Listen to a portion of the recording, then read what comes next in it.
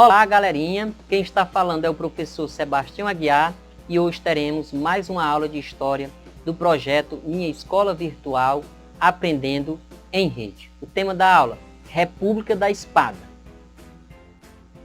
Como vimos na aula anterior, para melhor compreendermos o período inicial da República, costumamos dividi-lo em duas fases.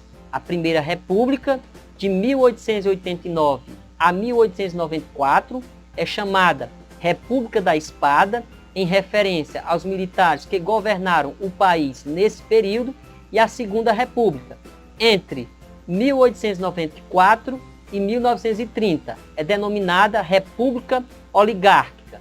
Nessa época, o governo foi controlado por uma elite de latifundiários, ligados à produção de café em São Paulo e de gado leiteiro em Minas Gerais. Como falei anteriormente, a República da Espada é o período em que o Brasil foi governado por presidentes militares.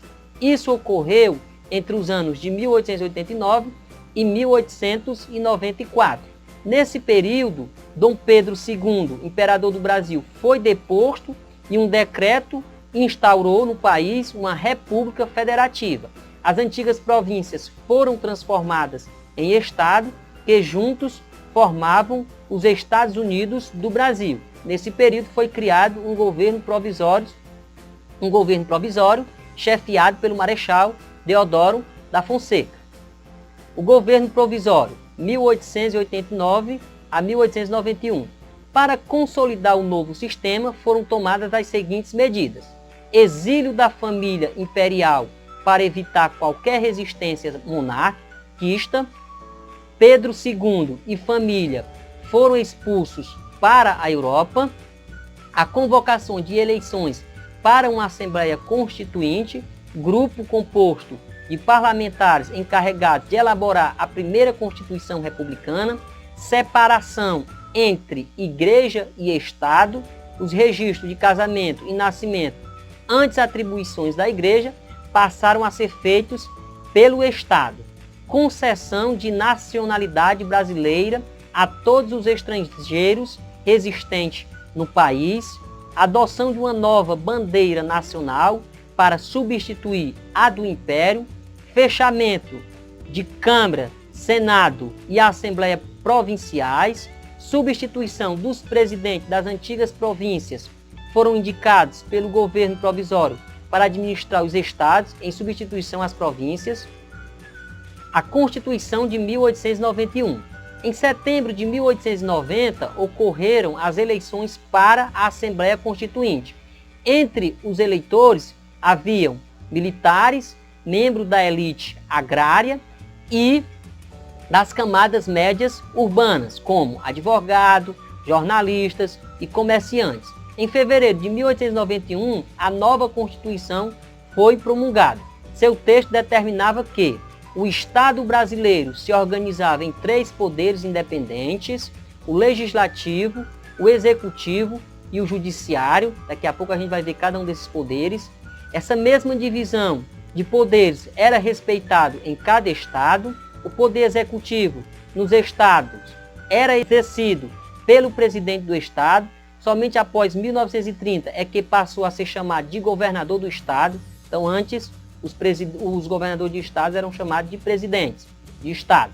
Tinham direito ao voto todos os maiores de 21 anos, exceto mulheres, frades, mendigos, analfabetos e soldados.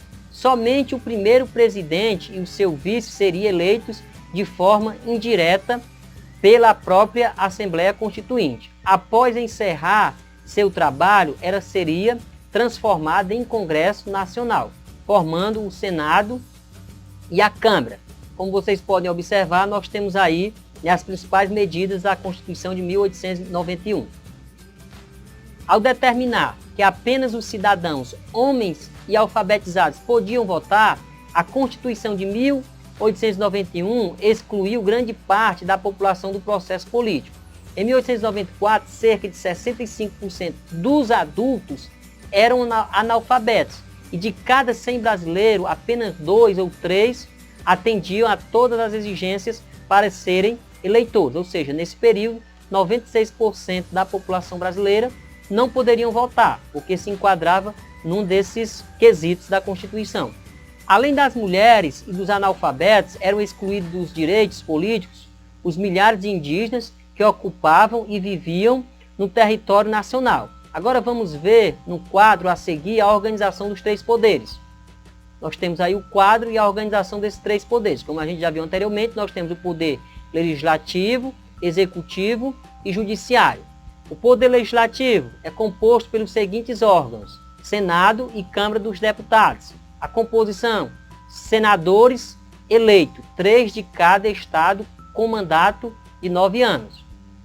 A Câmara dos Deputados, deputados eleitos com número variável em cada estado de acordo com a sua população, com mandato de 3 anos. Agora nós vamos ver o poder executivo, que era o órgão que era representado pelo presidente da República, né?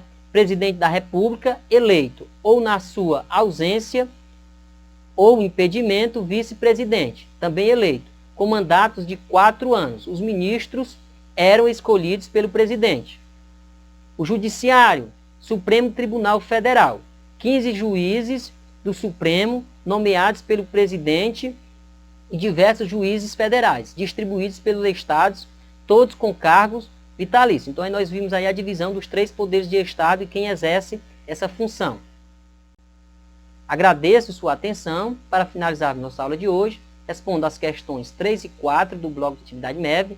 Deixe seu like, se inscreva no canal e compartilhe nossa aula.